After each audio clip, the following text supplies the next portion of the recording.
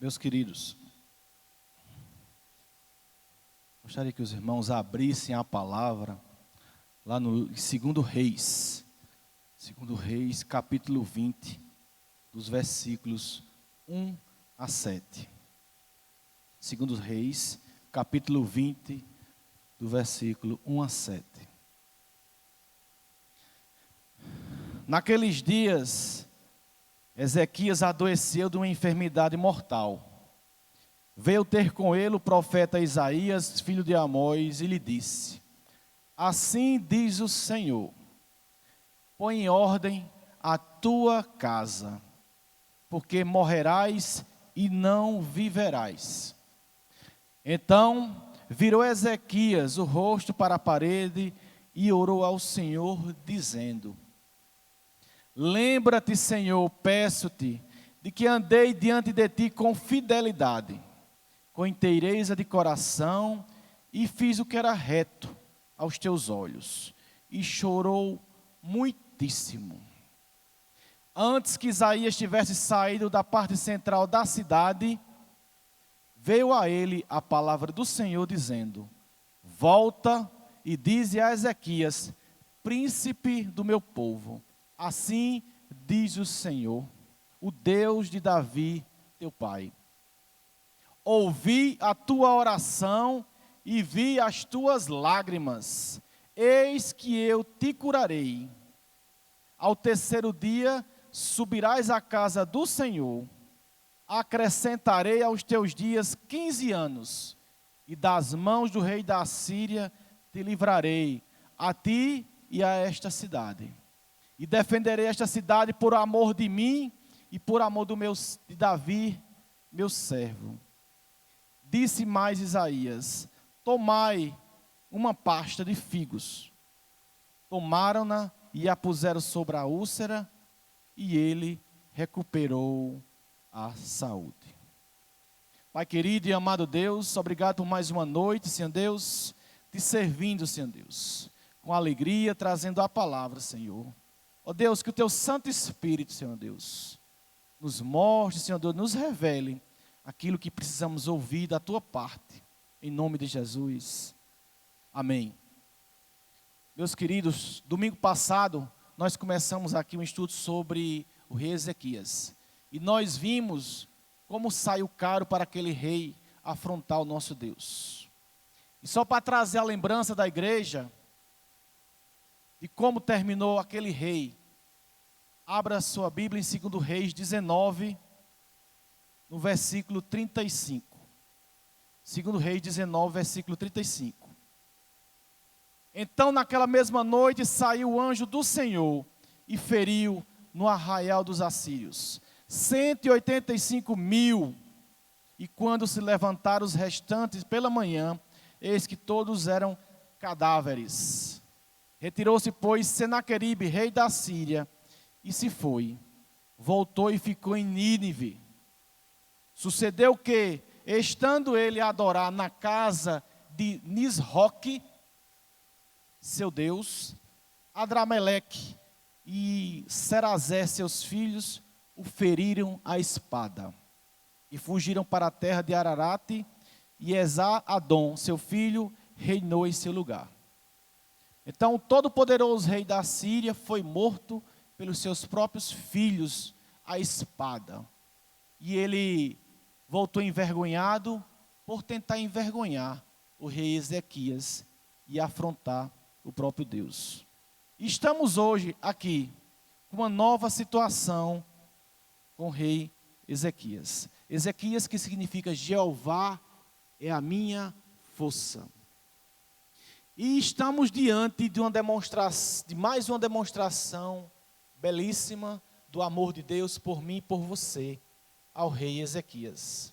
Nós que somos a geração eleita, o sacerdócio real, a nação santa, o povo adquirido com o sangue do Cordeiro. O rei Ezequias, que no início do seu reinado, fez tudo para agradar a Deus. Andou retamente, em tudo que ele fazia, lograva êxito. E aquele rei foi próspero, porque a prioridade do rei era o Senhor na vida dele. E ele agradou Deus de muitas formas, como dissemos domingo.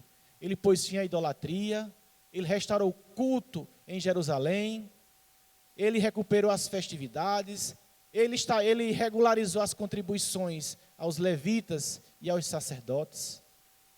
Ele literalmente agradou o coração de Deus. Mas, meus irmãos, nesse texto que acabamos de ler, de 2 Reis, capítulo 20, algo que quando eu li, mexeu comigo, eu disse, Senhor, é aqui que vai sair uma mensagem, porque eu preciso, a igreja precisa. Porque, meus irmãos, se tem algo que entristece o coração do Senhor, é uma família infeliz. É uma família onde não há paz. É onde há conflito conjugal. É onde há conflito entre filhos, entre pais e filhos. Tudo isso entristece o coração do nosso Deus. Porque nós somos criados à imagem e semelhança dele. Deus dedicou tempo para nos formar do pó. E colocou em nós o fôlego de vida que era dele. Então Deus teve todo o carinho em nos formar. E o Senhor se alegra conosco, com a nossa comunhão com ele.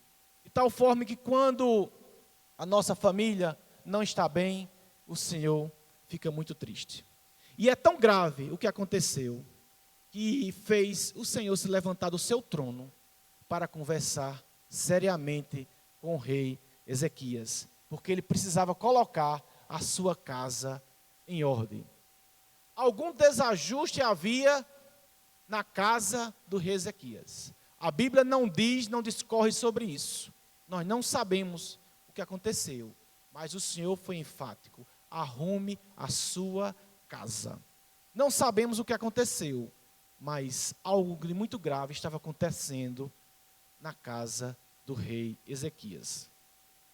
Meus irmãos, isso mexe demais com o coração do nosso Deus. Isso é um alerta para a igreja nesta noite, e que o Senhor, ele deseja que coloquemos a nossa casa em ordem, e que isso incomoda ele quando não está. Precisamos ter zelo com a nossa família, precisamos ter zelo com a nossa casa. Aí você me pergunta assim, se a gente raciocinar, mas Léo, como pode a família do rei, passando por conflitos, o rei que tinha à sua disposição muitos empregados, um rei que tinha as melhores comidas e bebidas de Jerusalém, todo luxo e todo conforto à sua disposição. O rei que tinha tudo ao seu dispor. Empregados, os melhores professores para seus filhos. Uma família que aos olhos dos súditos parecia estar normal, parecia não estar havendo nada. E o Senhor foi claro quando disse em 2 Reis 20, no capítulo 1, no versículo 1, põe em ordem a tua casa, porque morrerás e não viverás.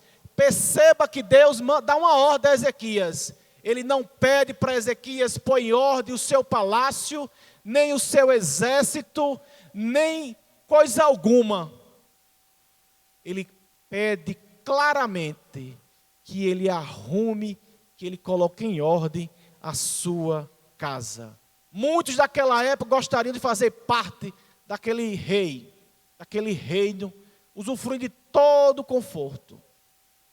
Mas isso não significa paz, nem muito menos harmonia, nem união. De tal forma, meus irmãos, que o reino do Senhor é um reino de paz, é um reino de alegria, é um reino de comunhão, é um reino onde há respeito e amor entre nós. O reino de Deus é assim. E Deus não gosta de bagunça nem de desmantelo. O Senhor, ele é organizado. Quando o Senhor, lá em Gênesis, na criação, ele cria dia após dia tudo. E ele cria organizadamente e que diz exatamente a função de cada um. Lá em Êxodo temos outra demonstração da organização do Senhor.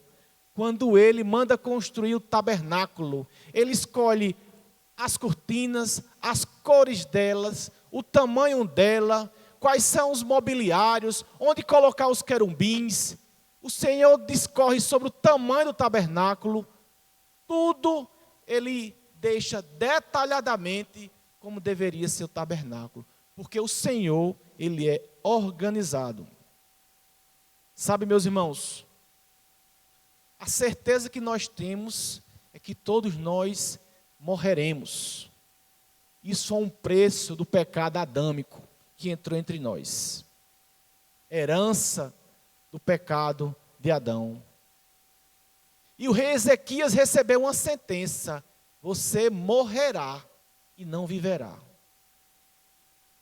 O que você faria se recebesse essa notícia de Deus, de que você iria morrer, de que você estaria com uma doença grave, incurável, que você morreria?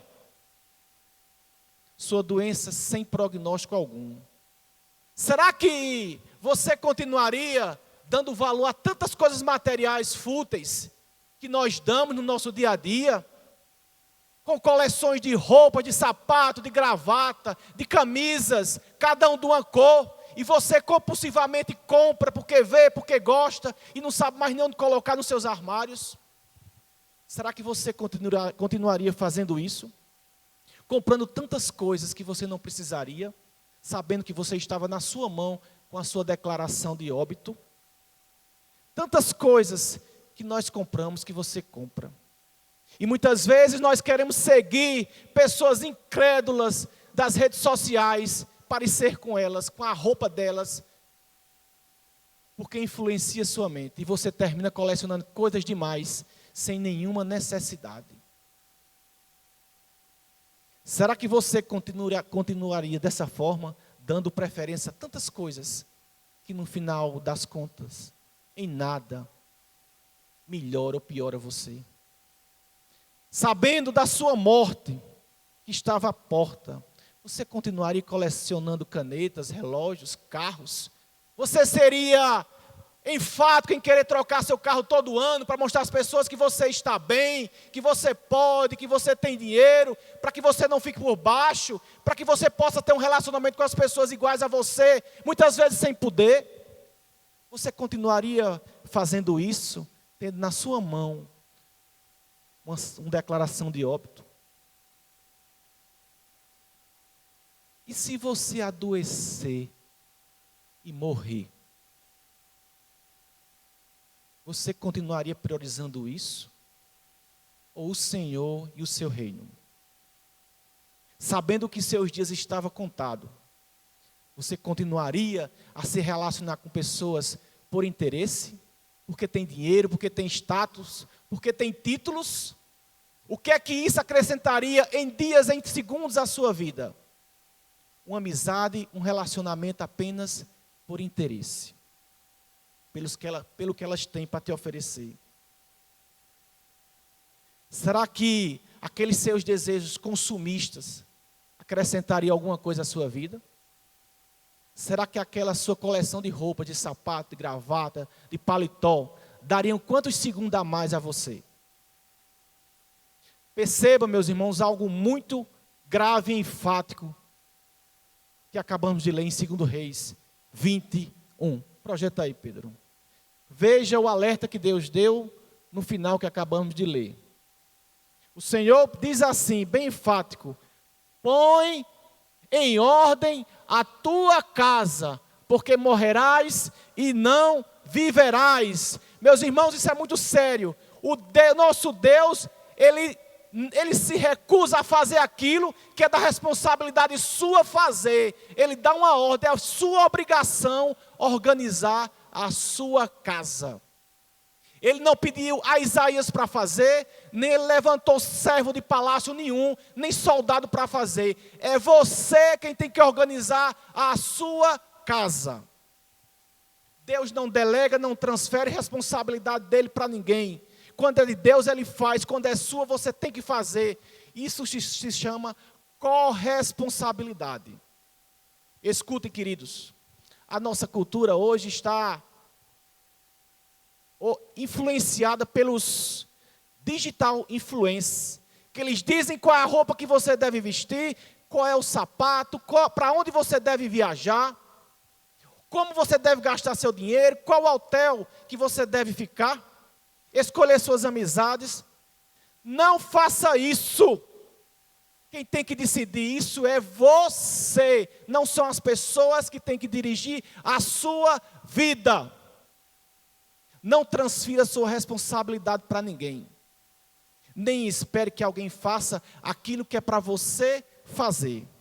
Arrume sua casa, assim diz o Senhor. A casa é sua, a família é sua e a responsabilidade é sua de arrumar a sua casa. Não jogue para Deus a sua omissão. Se você recebesse a mesma notícia de Ezequias, o Senhor aparecesse a você e dissesse: você vai morrer. Arrume a sua casa. O que era que você faria? O que era que você começava a arrumar? Será que você foi negligente em alguma área da sua família, dentro da sua casa? O que está em desordem na sua casa que você precisa organizar? Será que é diálogo? Será que é conversa, relacionamento? Quando foi a última vez que você conversou com o seu filho? Quando foi a última vez que marido e mulher conversaram? Quando foi a última vez que você disse a seu filho que amava, a sua mulher que amava? Quando foi a última vez que você parou para ouvir as histórias do seu filho? Ou você deixa que o mundo ensine a ele como ele deve seguir? Seja o maior amigo do seu filho. É nossa responsabilidade orientar os nossos filhos, dizer como deve se comportar, dizer como deve falar, instruí-los. Provérbios 22:6 é claro: ensina a criança no caminho que deve andar, e quando for velho, não se desviará dele. Deuteronômio 6, 5, 7 diz assim: amarás, pois, o Senhor teu Deus de todo o coração, e de toda a tua alma, e de todas as tuas forças. E estas palavras que hoje te ordeno, estarão no teu coração, e as ensinarás a teus filhos, e delas falarás, assentado em tua casa, e andando pelo caminho, e deitando-se e levantando-se. O Senhor está dizendo que é nossa obrigação fazermos isso em nossa casa, com nossa família. Mas se você soubesse dessa trágica notícia da sua morte, você continuaria a ter uma vida conjugal isolada, sem compartilhar o que você compra, sem compartilhar o que você está planejando? Você continuaria tomando decisões isoladas? Você pediria opinião ao seu cônjuge ou você continuaria do mesmo jeito? Relacionamento, conversas. Seu filho sai de casa, você não pergunta para onde ele vai? Seu filho sai de casa, você não pergunta com quem ele vai? Você estabelece e ora para ele voltar, ou ele pode chegar no outro dia? Você se preocupa com as companhias do seu filho? A sua esposa chora e você não está nem aí? Seu filho chora e você não está nem aí, não procura saber qual é a dor, o sofrimento que ele está sentindo? Que marido é você, que pai é você, negligenciando a sua assistência na sua casa? Sabe, meus irmãos, eu não sei qual era o problema da casa de Ezequias, mas você e eu sabemos o problema da nossa casa. E você está esperando Deus descer dos céus e arrumar a sua casa? É você quem tem que fazer isso. Converse com seus filhos, converse com sua esposa. Seja amigo da sua família. Escute as alegrias e as tristezas, porque é você quem vai orientá-los. Você é o sacerdote do seu lar. Eu não sei o que estava acontecendo na casa do rei Ezequias. Poderia ser questões financeiras, não sei. E a gente sabe que crise financeira acaba tantos casamentos. Mulheres deixam os maridos. Filhos ficam murmurando porque não pode mais ter o que tinham. Mas você se endivida, você é compulsivo, você não pode ver nada e compra. Para ter uma vida incompatível com quem você recebe. Para se parecer com os outros, para demonstrar que você pode. E deixando dívidas. Mas lembre-se que você vai morrer. Quem vai pagar a dívida para seus filhos, para sua esposa? Organize a sua vida financeira. É justo sua família, sua esposa arcar com as suas dívidas? Você estoura o cartão limite, sabendo que não podia comprar? E você diz assim, eles que se virem, estou nem aí, está errado. Você tem que ser um sacerdote exemplar na sua casa. Você tem que comprar e mostrar à sua família a sua realidade, como será pago. E aquele seu sonho precisa ser coletivo e está dentro do seu orçamento. Compre o que você pode comprar. Parcele o que você pode parcelar. Tenha o que você pode ter.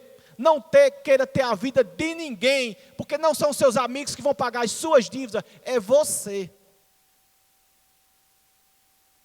E você quer manter um padrão de vida elevado sem poder, sacrificando sua família? Com cobranças, boletos chegando, oficial de justiça na sua porta, e você tendo uma vida que não pode, para se parecer com os outros? Tenha, meus irmãos, um padrão de vida que caiba no seu bolso. Não queira parecer com ninguém. Seja humilde e viva da forma que o Senhor deixou para você viver. Não inveje a vida de ninguém para você não fazer dívidas, porque você vai morrer um dia. E como é que vai ficar a sua família? Pede dinheiro emprestado e não paga. Compra terreno, casa e tantos outros bens e não honra. E o nome de Jesus é desonrado porque você procede mal. E se você morrer, quem pagará essa conta? Vaidade. Queira ter um padrão de vida compatível com o que está na sua carteira. Viva com o que você tem e com o que você pode. Organize as suas finanças para a sua família não morrer, não sofrer. Você compartilha sua senha com sua esposa? Ou é apenas diz assim, o cartão é meu, a conta é minha, e ninguém vê, ninguém sabe de nada? Que casamento é esse, que marido e mulher não têm acesso à conta? E se você morrer, ou adoecer, está no leito de UTI entubado, como é que vai ser? Sem necessidade de passar por situação constrangedora. Compartilhe com seu cônjuge. Vocês dois são um único corpo. Eu me lembro, com muita tristeza, de um casal, isso na minha infância, que o homem fazia feira. E quando chegava a feira em casa, ele colocava em cima da mesa e separava tudo que a esposa pediu para comprar e cobrava dela o que ele comprou na feira. Marido e mulher. E eu via aquilo, eu ficava, meu Deus, como pode um esposo fazer isso com uma esposa? Acaso o dinheiro não é um só? Não é uma união? Não é para compartilhar? Não é um corpo único? E eu via aquilo e ficava sem entender. Seus filhos são consumistas, você dá tudo o que eles querem. E se quando você morrer, como é que seus filhos vão manter o padrão de vida ilusório que você dava? Seus filhos vão sofrer, sua mulher vai sofrer. Dê limite a seus filhos, mostre a ele o quanto vale, o quanto é suado, o que você traz para a mesa, o que você compra e dá a ele, para que ele valorize o seu trabalho. Diga não quando precisar dizer não. Não dê tudo o que eles pedem, senão você estraga seus filhos e eles não vão dar valor ao trabalho. Porque quando adultos terão tudo nas mãos que você deixou. As redes sociais influenciam tantas pessoas. e fazem tantas dívidas. Pode dividir em 10, em 12 e você sai comprando. Parcelamento sobre parcelamento e deixando dívidas. E se você morrer, quem vai pagar essas dívidas? Quem pagará é a sua esposa. Quem pagará são seus filhos. Divida seus bens com seus filhos, porque você vai morrer. E seus filhos vão gastar uma fortuna com inventário patrimonial. Não é para seus filhos que você está deixando?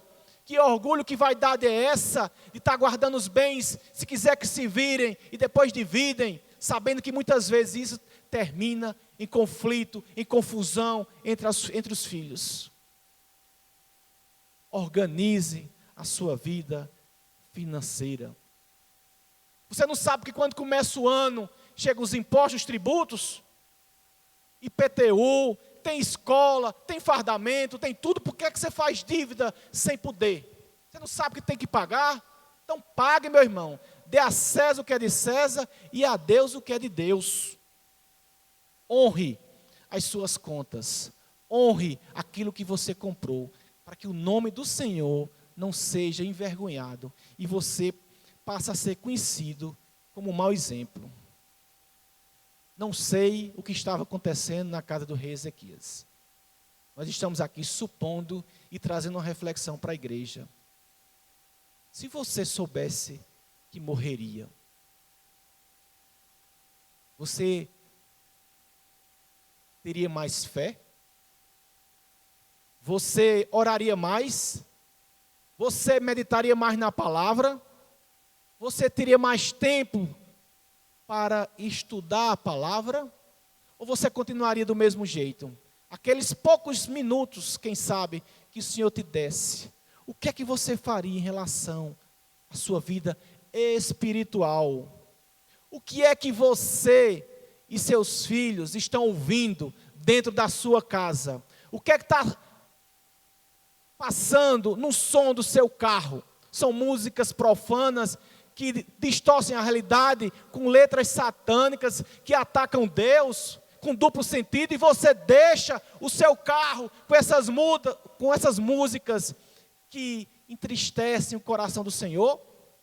Ou mesmo na sua casa, ouvindo música dessas qualidades que não edificam a Deus, muito menos a você, e você não faz nada para não desagradar seu filho, para que ele não chore? Eu nunca vi uma criança morrer porque chorou, mas eu vi muitos pais chorarem porque perderam seus filhos para o mundo.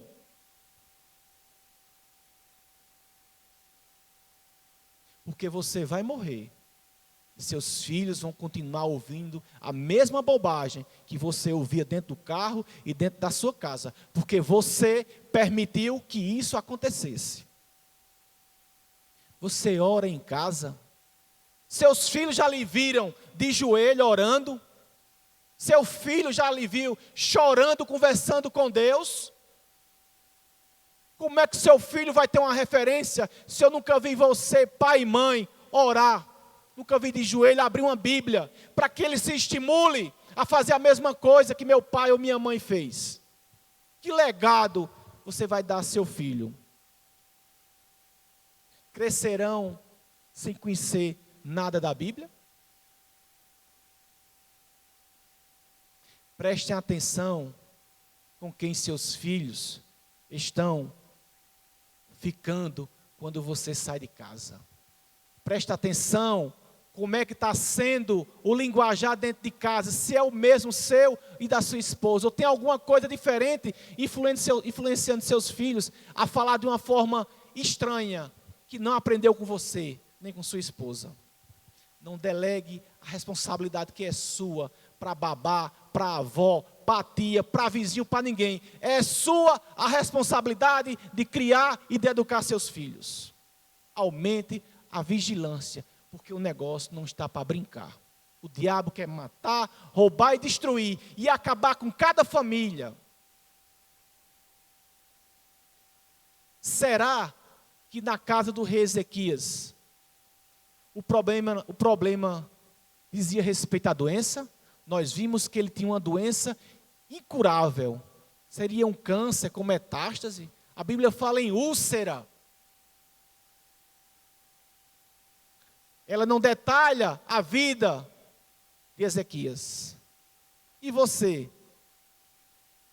Tem cuidado da sua saúde, dos seus hábitos alimentares? Tem cuidado do seu corpo? Tem comida em excesso, bebendo até embriagar-se? Parou de tomar o remédio porque aquele digital influencer disse, não tome mais, tome isso, toma aquilo, induzindo você, levando você a errar, a parar de tomar medicamentos. E o amigo, o vizinho, ou então um próprio irmão disse, não tome, porque Jesus vai curar. Nós cremos que o Senhor cura, mas o Senhor dá ciência e capacidade ao homem para produzir medicamentos. Onde é que está a Bíblia dizendo que não é para tomar o remédio? Que é para suspender? Onde é que está esse versículo que eu não sei? Você tem feito seus exames regularmente? O corpo é o templo do Espírito Santo. Cuidado com açúcar, cuidado com sal. Faça atividade física regularmente. Não seja influenciado por Dr. Google, que quer ensinar tudo a você.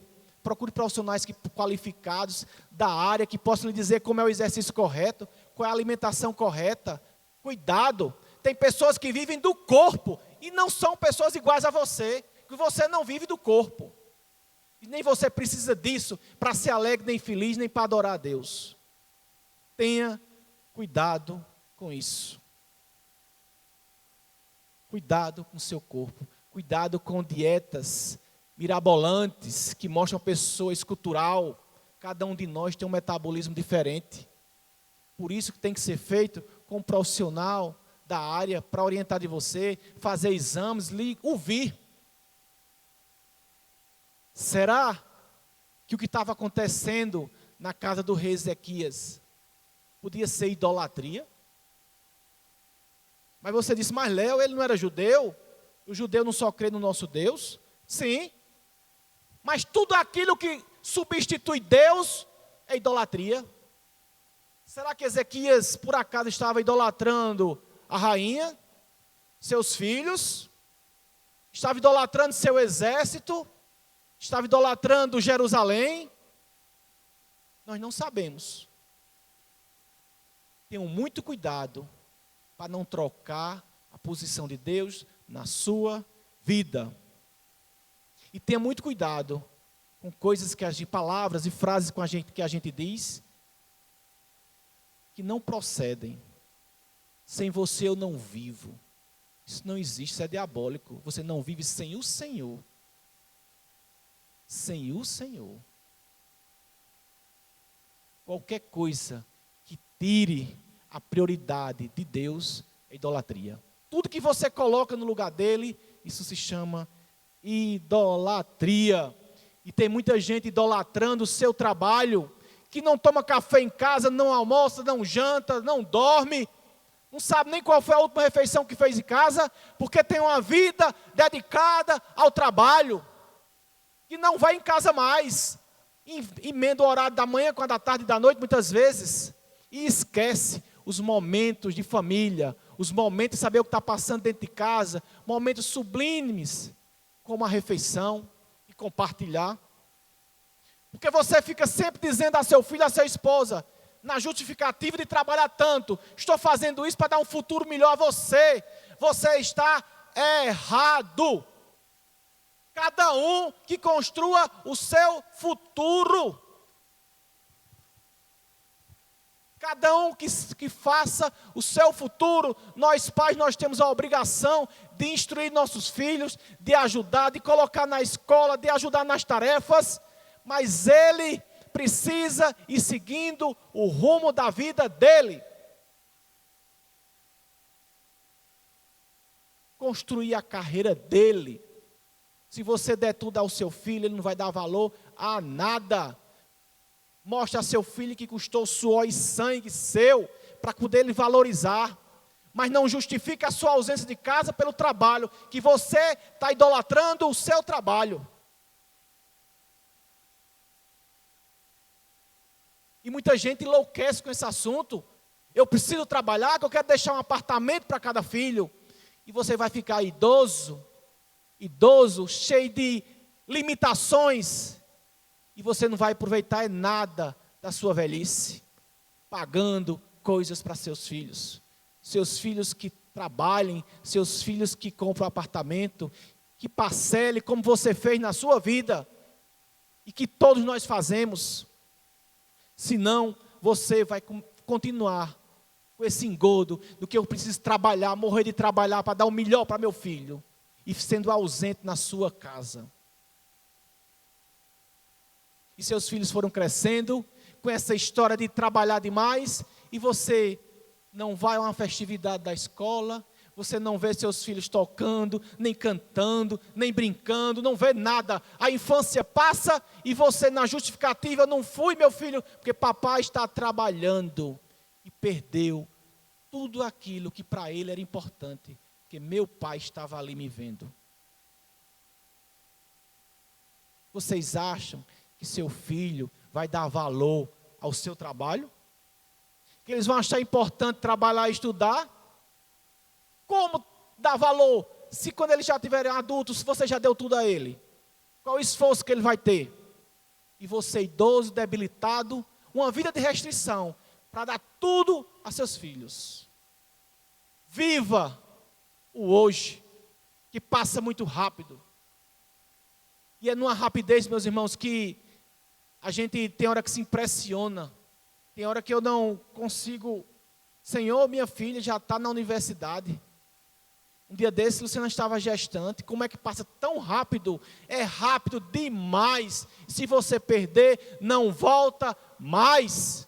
Dê colo a seu filho. Beije seu filho. Abrace seu filho. Ouça seu filho. Chore com ele. Procure saber quais são os sonhos dele. Compartilhe, oriente e instrua. Senão ele vai perguntar ao mundo o que é que ele tem que fazer. Vá na escola saber como seu filho está. Procure se está com alguma dificuldade em alguma disciplina e ajude, ou contrate um professor. Mas não deixe seu filho perder o ano, porque você foi omisso e viu a situação do seu filho e não ajudou. Ele é uma criança e é você que precisa fazer isso. E se você morrer hoje, a lacuna que vai ficar de você, pai ausente?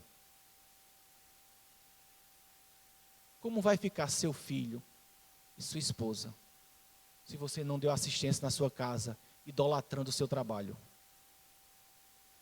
Porque você ensinou que acumular riquezas é mais importante do que a família. E o mundo colocou o seu filho no colo, não foi você. Não espere, meus irmãos, chegar um diagnóstico sombrio na sua mão, uma enfermidade de morte, para você tomar decisões. Pode ser tarde demais. Abrace, beije seus filhos. Senão, eles vão ser pais e vão dizer, meu filho, vovô, não me dava carinho. Não sei o que é colo de pai. Seu avô nunca me colocou no colo, nunca me abraçou, nunca pegou na minha mão.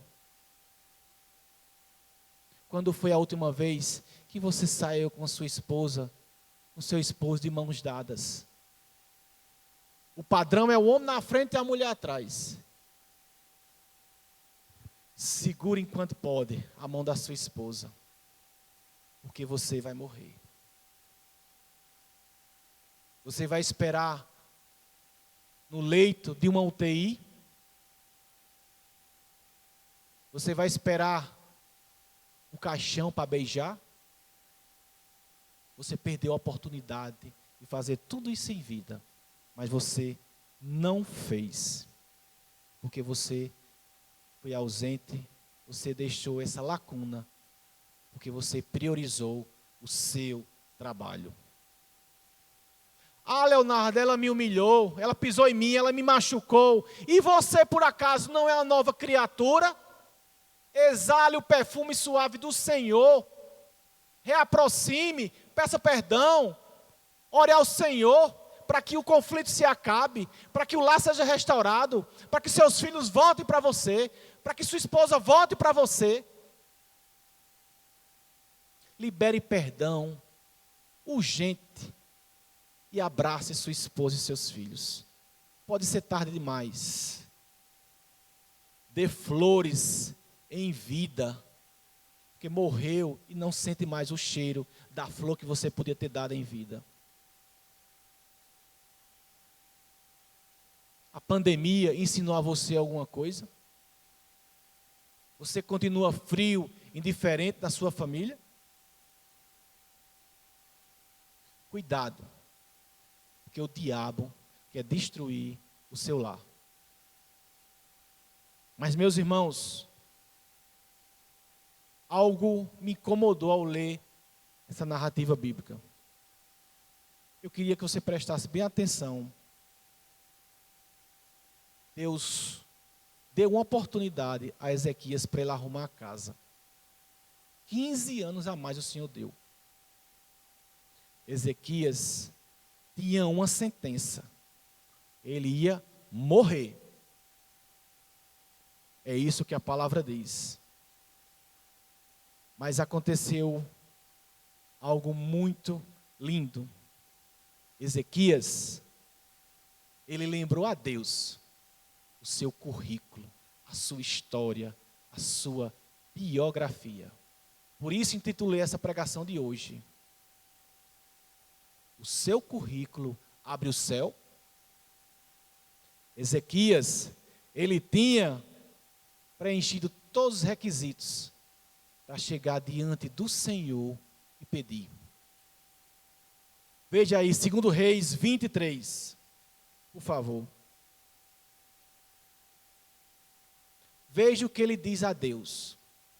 Lembra-te, Senhor, peço-te, de que andei diante de ti com fidelidade, com inteireza de coração, e fiz o que era reto aos teus olhos, e chorou muitíssimo.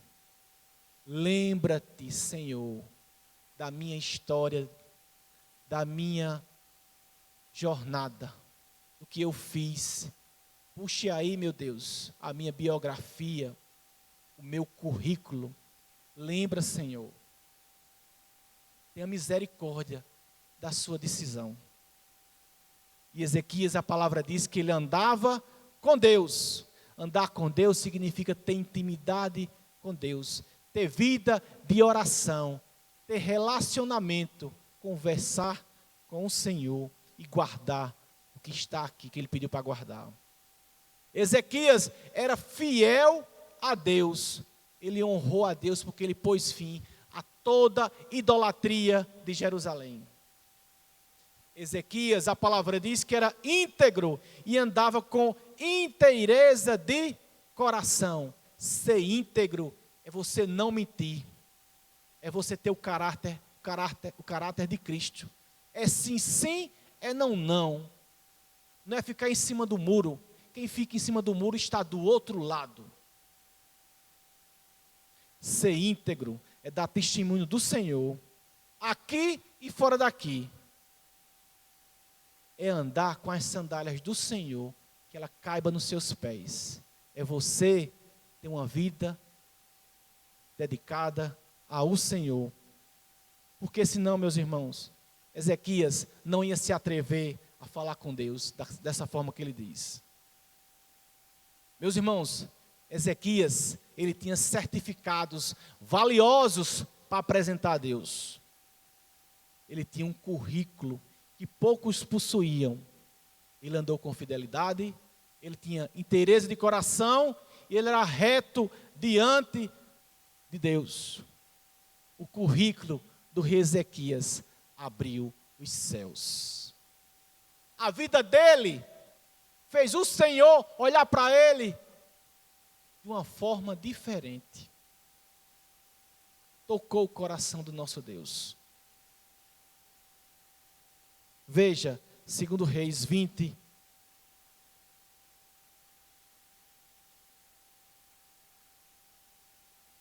De 1 a 7 nós já lemos. 20, o versículo 5. Segundo Reis 25, o que é que diz? Volta. A sentença de morte estava dada. Volta e diz a Ezequias, príncipe do meu povo, assim diz o Senhor, o Deus de Davi, teu pai, ouvi a tua oração e vi as tuas lágrimas, eis que eu te curarei. O Senhor agiu com misericórdia. Ezequias trouxe a lembrança do Senhor, que não precisava, mas ele trouxe, para dizer quem ele era e o que ele tinha feito para ele. E o Senhor recebeu de Ezequias aquele serviço prestado a ele. Qual é o seu currículo? O que é que você tem para apresentar a Deus? Diga a Deus quem você é, o que você está fazendo. Quando chegam as lutas, a doença, o inimigo, como chegou à porta de Jerusalém, o rei Senaqueribe para invadir Jerusalém, dizendo que ia invadir. Quando chegam essas situações bem complicadas das nossas vidas, você afronta Deus, você murmura, ou você, em oração, diz ao Senhor, quem é você? Você tem um currículo que toca o coração do Senhor? Apresente a Deus o seu currículo, a sua biografia. Mostre a Deus as suas mãos macias ou calejadas. Mostre a Deus as suas qualidades. E não adianta mentir, porque o Senhor sabe o que fazemos. Deus, ele é misericordioso e justo. Deus é amor em essência, ele se alegra em nos ajudar. Ele se alegra em estender a mão para nós e mudar diagnósticos. Ele age com amor na hora certa. Ele também se afasta quando é para se afastar, quando desagrada o coração dele. Mas Ezequias, ele tinha serviço prestado. Ele tinha autoridade de orar e falar com Deus. Ezequias, entre aspas, peitou Deus. Ezequias, humildemente, com coração de servo, ele orou e trouxe a lembrança de Deus. A vida dele, a história dele. E a palavra diz que ele chorou muito. Ezequias conseguiu mudar, modificar um diagnóstico terrível, sem volta, que era Deus dizendo a ele que a morte estava à sua porta. E meus irmãos, Deus honra quem Ele quer, mas também quem Ele não quer, Ele não honra, porque Ele é Deus. Provérbios 21, 21 diz assim: quem segue a justiça e a lealdade encontra vida, justiça e honra. Foi isso que Deus encontrou no rei Ezequias. Salmo 75, 7 diz assim: é Deus quem julga, humilha a um e a outro exalta. É Ele quem faz isso. E o Senhor fez isso com Ezequias. Veja 2 Reis 18:5. E diz assim, sobre o rei Ezequias: confiou no Senhor, Deus de Israel, de maneira que depois dele não houve seu semelhante entre todos os reis de Judá, nem entre os que foram antes dele. A palavra diz que ele chorou demais. O rei de Israel esqueceu a sua pompa, esqueceu o seu título, esqueceu o seu cajado, esqueceu o seu trono e se prostrou diante do Senhor. E trouxe a lembrança dele, a sua vida. Sem soberba, sem orgulho, sem autossuficiência. Porque ele aprendeu que Deus deve ser a prioridade da nossa vida. Por fim, meus irmãos, na palavra tem outros exemplos de que Deus mudou de opinião, entre aspas. Se você vê em Êxodo 32:14, diz assim: Deus se arrependeu de destruir Israel pelo pedido de Moisés, quando aquele povo fez o bezerro de ouro. Deus não se arrepende mais, é porque é uma forma da gente entender Deus e compreender Deus. Mas Deus mudou os planos, vamos dizer assim. Deus escutou Moisés. Deus, Ele quer o melhor para mim e para você. E nesse currículo, nessa história, nessa biografia, será que você poderia ser chamado de Noé? Um homem justo, perfeito em suas gerações, que andava com Deus? E Deus disse dele lá em Gênesis 7:1, porque você é o único justo que encontrei nessa geração. Ou em Gênesis 6:8, Noé, porém, achou graça aos olhos do Senhor. Noé tinha um currículo para apresentar a Deus. Será que você diria o que disse de Abraão, lá em Gênesis 12, farei de você um grande povo e o abençoarei, tornarei famoso o seu nome e você será uma bênção. Disse mais, eu sou o teu escudo, o teu galardão será sobremodo grande. Deus dizendo isso de Moisés. De Abraão. E quando Abraão orou a Deus, leia o que Deus diz, lá em Gênesis 20, 17 e 18. E orando Abraão, enquanto ele estava orando, sarou Deus Abimeleque, sua mulher e suas servas. O verbo está no gerúndio, orando. Enquanto ele ainda estava conversando com Deus, Deus já tinha curado. Abraão tinha um currículo para conversar com Deus. Será que Deus diria de você o que disse de Isaac? Na tua descendência será abençoada todas as nações da terra. Será que Deus diria a você o que disse de José do Egito? O Senhor, porém, era com José e lhe foi benigno. Será que Deus te chamaria de amigo, como chamou Moisés? Lá em Êxodo 33:11, falava o Senhor a Moisés face a face, como qualquer fala a seu amigo. O que aconteceu quando Moisés orou a Deus? Êxodo 3:7. Disse ainda o Senhor, certamente eu vi a aflição do meu povo que está no Egito, e ouvi o seu clamor por causa dos seus exatores. O Senhor ouviu e viu a oração de Moisés. Será que Deus faria uma aliança comigo e com você e diria o que disse a Davi? Lá em 2 Samuel 7, para ser o soberano de Israel, o meu povo, sempre estive com você, onde você andou, e eliminei todos os teus inimigos. Agora eu o farei tão famoso quanto os homens mais importantes da terra. E tem um versículo sobre Davi que me encanta e que mexe comigo. 2 Samuel 7, 14, que diz assim: eu sou seu pai e ele será o meu filho. Será que Deus pode dizer isso de todo mundo?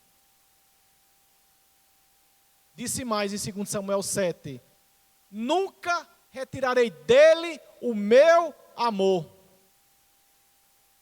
Quanto a você, Davi, sua dinastia e seu reino permanecerão para sempre diante de mim, e o seu trono será estabelecido para sempre.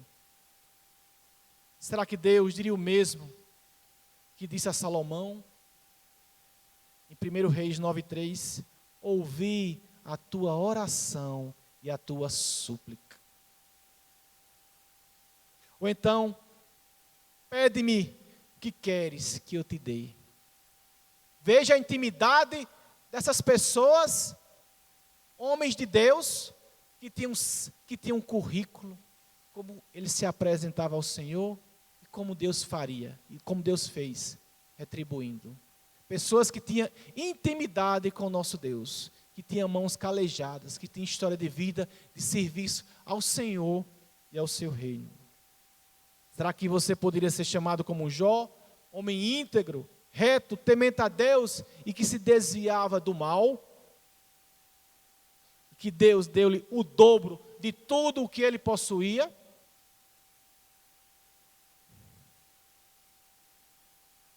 Sabe, meus irmãos, o que trouxe nessa noite me falou algo muito sério acerca daquilo que nós temos para apresentar ao nosso Deus, de serviço a Ele e ao seu reino. O que fizemos e o que não fizemos. O que buscamos e o que não buscamos. Se nós buscamos os frutos do Espírito ou fomos atrás das obras da carne. Tudo isso permitirá a Deus tomar decisões importantes acerca das nossas orações. Essa palavra trouxe a mim uma reflexão acerca do que nós estamos fazendo. Será que essa frequência à igreja semanal é o suficiente? Será que nossa vida espiritual se resume a vir para cá? E o nosso tempo de oração, nosso tempo de ler e meditar, nosso tempo de chorar diante de Deus? Sabe, meus irmãos, tudo isso, penso eu, terá um peso quando colocarmos nossos joelhos no chão e clamarmos ao nosso Deus, e Ele derramar da sua graça e nos atender. Deus curou Ezequias de uma doença incurável. Ezequias estava nas suas mãos com a declaração de óbito, o veredito do nosso Deus: você vai morrer, arrume a sua casa. Que nessa noite você possa ter compreendido que é você quem precisa organizar a sua casa. Peça a Deus que mostre a você onde está o problema. Peça ao Senhor que revele onde está aquilo que precisa. E você sabe qual é o problema da sua casa. E é você quem precisa resolver com a orientação do nosso Deus. Está difícil? Meu irmão, Deus abriu o mar. Ele andou sobre as águas. Curou tantas pessoas. Fez tantos milagres que a palavra diz que não caberiam na terra a quantidade de livros dos milagres de Jesus. Coloque em oração seu casamento, seus filhos. Ore por eles. Peça a Deus que lhe ajude. Seja o sacerdote do seu lar. Assuma as suas responsabilidades. Não delegue, nem seja omisso na sua casa. É sim, sim, não, não. Tenha uma vida digna que honre o Evangelho, que honre o Senhor. Não faça nada que esteja acima da sua capacidade de resolver e de fazer. Amém? Vamos orar.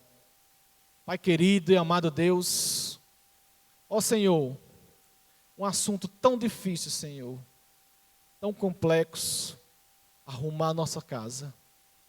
Ó Deus, cada um de nós, Senhor, tem um lar, com seus problemas, com as suas dificuldades.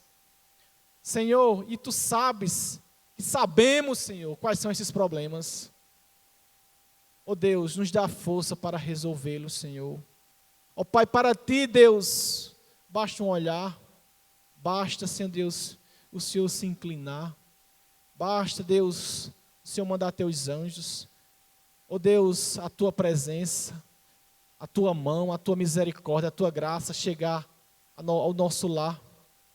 E voltar, Deus, a paz ser estabelecida, o amor conjugal, o amor entre os filhos, a união, Senhor, a comunhão, Senhor, o equilíbrio financeiro, Senhor, uma vida saudável, Senhor, uma vida de diálogo, uma vida em que há relacionamento, uma vida em que haja unidade no casal, uma vida, Senhor Deus, de serviço a Ti, e possamos, Senhor Deus, ouvir, Senhor Deus, aquilo que Te agrada, que possamos, Senhor Deus, ter equilíbrio, Pai, nas nossas finanças, que nada nem ninguém venha nos influenciar a fazermos aquilo, Senhor Deus, que não podemos fazer para agradar um, agradar outro, para termos uma vida, Senhor Deus, que não cabe no meu bolso. No